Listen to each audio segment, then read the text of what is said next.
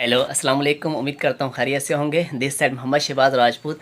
तो आज मैं आपको बहुत इंपॉर्टेंट चीज़ बताने वाला हूँ कि काफ़ी सारे मेरे दोस्त मुझसे पूछते हैं कि सर जो कराटे में बेसिक चीज़ें जो है ना हमें बताएं, ताकि हम भी जो है ना एज आ फाइट खेल सकें, स्ट्रीट फाइट खेलें, जो गली में फाइट वगैरह होती है वो खेलें, या फिर हम जो है ना सेंटर में आके खेलें, या फिर सेंटर के बाहर। तो उस फाइट के अंदर जो बेसिक मेन पॉइंट है ना वो हमें बताएं वो क्या होते हैं। तो मैं आपको बताने लगा हूँ, तो आपने इसको सब इसको समझना है, अंडरस्टैंड करना है, ठीक है। और इस वीडियो को लाजमी अपने दोस्तों के साथ शेयर करना है। अगर ये वीडियो अच्छी लगी हो तो आपने लाजमी कमेंट्स करना है, ठीक है। तो मुझे बताना है कि ये मेरी टिप्स और ट्रिक्स कैसी लगी आपको। तो सबसे पहले फ़ाइट के अंदर क्या होता है कि आपको दो चीज़ें ज़रूरी याद रखनी चाहिए। एक होता है डिफेंस, एक होता है अटैक। जब आप किसी को अटैक करते हो, किसी पर हमला करते हो, ठीक है, तो उस अटैक के साथ आपको ज़रूरी है स्पीड आपकी। जब किसी को मार रहे हो, ऐसा नहीं कि सिर्फ आप एक पंच देकर हट जाओ, आप स्पीड के साथ दो तीन निकालो, पंच निकालो, आप ब्लॉक्स आप पंच निकालो, हुक्स निकालो, ठीक है। एल्बोस दो, आप किक दे सकते हो, ठीक है, आप नी दे सकते हो, ठीक है। बहुत सारी चीज़ें आप जो है एट अ टाइम निकाल सकते हो, ठीक है। जब आप किसी को अटैक कर रहे हो तो आपके साथ स्पीड होना ज़रूरी है, ठीक है। नंबर टू, जब आप डिफेंस कर रहे हो, जब आप ब्लॉक्स रोक रहे हो, उसके सामने वाले का अटैक को रोक रहे हो, तो उसके साथ आपकी अटेंशन होना ज़रूरी है। जब आप अटेंशन होते हो ना, आपका पूरा जो ध्यान है उस पूरी बॉडी पर होता है कि उसका क्या चीज़ आ रही है, पंच आ रहे हैं, किक्स आ रही हैं, एल्बोज आ रहे हैं, तो आपने उसके पूरे अटेंशन के साथ उसको रोकना है, डिफेंस करना है अपना। तो डिफेंस के साथ ज़रूरी है आपकी अटेंशन।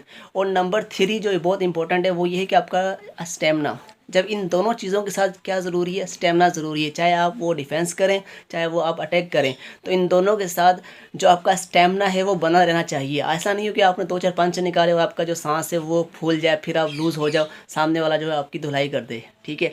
ऐसा कभी नहीं करना। आपने क्या करना है, आपने इन दोनों चीज़ों में अपना जो स्टेमिना है वो बचाए रखना है।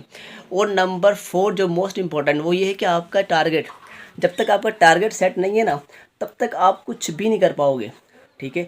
आपने अपना टारगेट पहले सेट करना है। टारगेट सेट कैसे होता है, उसके साथ ज़रूरी है आपका साइन पंच, साइन किक, ठीक। कोई सी भी आपका एक्सपेक्ट पंच हो जिस पर आपने मेहनत की हो, 10 साल, 3 साल, 5 साल, जो आप डेली बेस मेहनत करते हो कि मैं अगर ये मैं सामने वाले को दूँ, किक दूँ, पंच दूँ, एल्बो दूँ, कुछ भी दूँ, अब लेकिन ठीक है, अगर फिर उसके बाद वो जो पर्सन है वो या तो उठेगा नहीं या वो बैंड हो जाएगा, ठीक है, या फिर उसकी कोई ना कोई चीज़ नुकसान कर जाएगी, तो ये मेरा साइन पंच है, ये मेरी साइन किक है, ठीक है। आपने अक्सर सुना होगा। तो इसी तरह आपने मेहनत कर की होती है अपने एक चीज़ के ऊपर कि जब मैं किसी को पड़ जाए ना ये, तो वो उठेगा नहीं।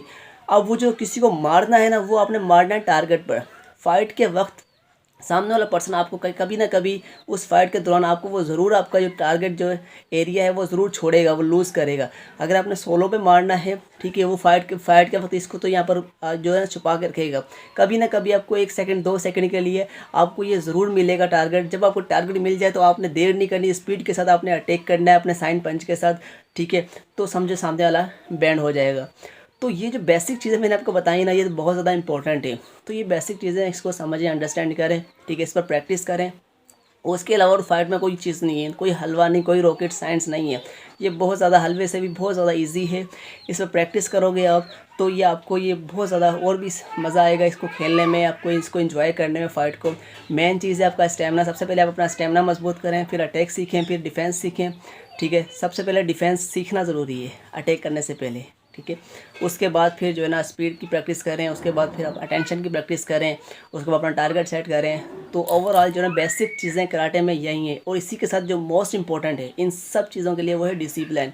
डिसिप्लिन के साथ रहते हुए आप मेंटली तौर पर भी किसी के साथ फाइट कर सकते हो, और आप फिज़िकल तौर पर भी किसी के साथ रहते हुए फाइट कर सकते हो, ठीक है। ये बहुत इंपॉर्टेंट चीज़ें हैं। डिसिप्लिन को आप किसी भी तरह यूज़ कर सकते हो। और कराटे हमें बेसिकली डिसिप्लिन ही सिखाता है, ठीक है, ना कि फ़ाइट सिखाता है, ठीक है।